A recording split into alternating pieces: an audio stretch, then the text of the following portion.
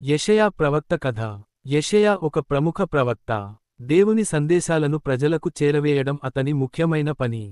ఒకసారి యెషయా దేవుని ఆధ్యాత్మిక దృష్టిని చూశాడు.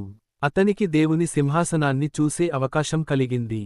అక్కడ సిరాఫిం అనేవారు, పవిత్రమైనది, పవిత్రమైనది, పవిత్రమైనది యెహోవా సైన్యాధిపతి అని నినాదించేవారు.